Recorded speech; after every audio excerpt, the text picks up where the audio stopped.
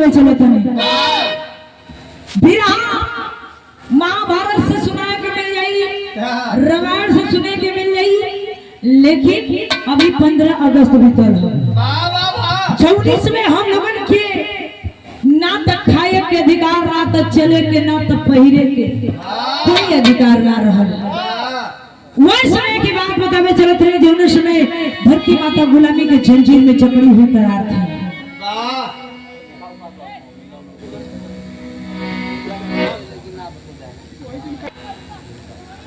चार लाइन भूमिका निभाओ है।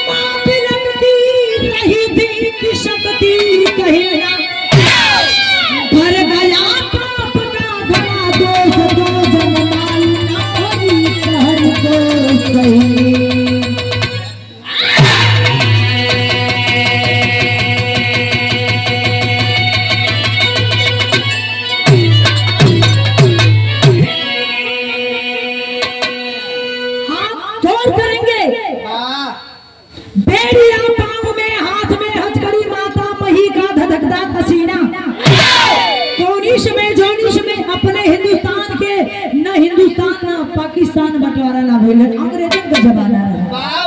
कौन करेंगे? अरे बाबू, अंग्रेजी सैनिक का ऐसा शासन रहल कि हमहन के ना तो खाए के, ना तो पहिरे के, ना तो मन के बोले के आदेश रहल। कौन करेंगे? उस समय अगर जो बोल देता था तो उसके घर का पूरा तहस नहस कर देते थे। छोटे छोटे बच्चन के आसमान में फेंक के भगवान का लोग पे रोक लेता था। लेकिन कहल ए भैया, पाप का घड़ा जब भर जाला तो केहू कुंवर कन्हैया बन के पैदा लेवेला। तो पापी के नाश करे बदे भगवान भी अवतार ले रहा। यही से जब पाप का घड़ा भर गई तो भैर का फिर हम अंदर एक लाइन कौवाली का टुकड़ा पड़ा।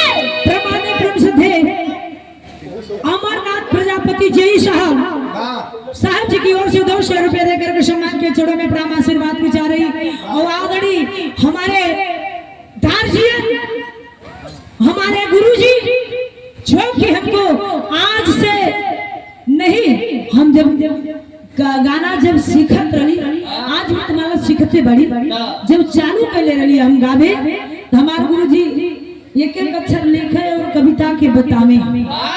कबूतर से ज्ञानी तो सच्चाई है। गुरु जी हमारे लिखा है भाई ज्ञानी तक पहुंचे ना बड़े आदरणीय परम पूज्य परम सम्मानित हमारे रमेश यादव कवि जी गुरु जी आ चुके हैं हमारे मंच में। एक बार ताली बजा के हमारे गुरु जी के लिए सम्मान करेंगे आप लोग।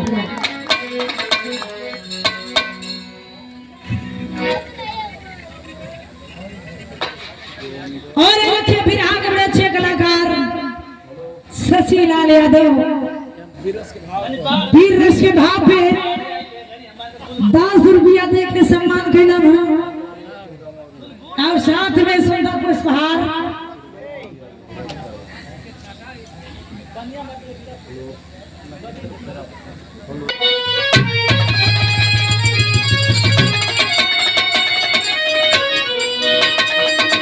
कि पागी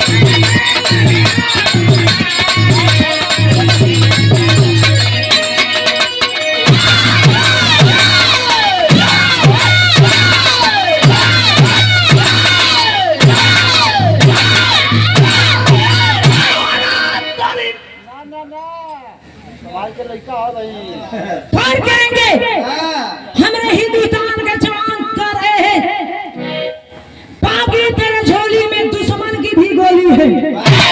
अरे जवाना गोलियां से आज हम के फांसी के फंदे पर लटका दो कम नहीं है, लेकिन इसी गोली से एक दिन तुम लोग को यहाँ रहने नहीं दूंगा।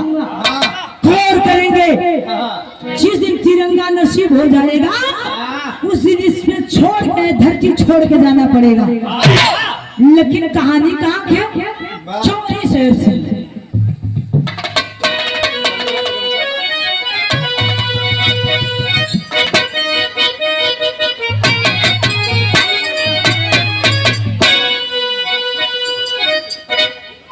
कह दिला भैया गरीब मान ला भैया जौहरी के लगे हो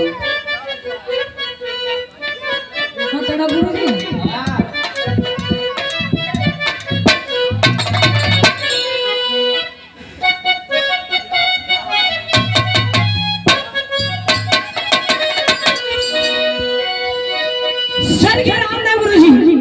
अपने जवानी के आलम में दम है।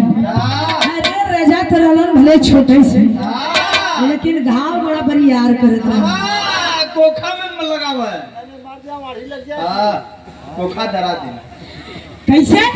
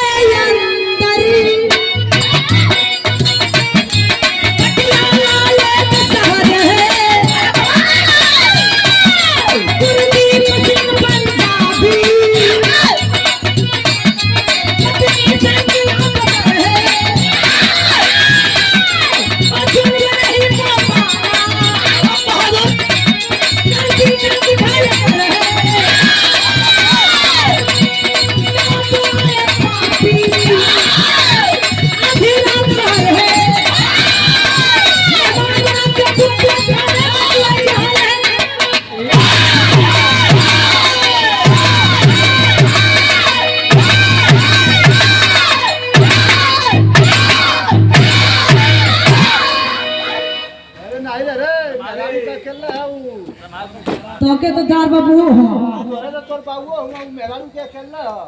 कौन करेंगे पंजाब प्रांत के अंदर प्रमादी अरे बाबू गुरदीप बढ़ रहा है, कुलदीप छोड़ रहा है। और गुरदीप तो जब माई बाबू ये दुनिया को छोड़ के जाने लगे तो कलन की बेटा गुरदीप छोट भाई कुलदीप को तोरे तो ही माई बड़ा तो ही बाप बड़ा इनके तो ही के देखे के पड़ी ए बाबू वैसे ही गुरदीप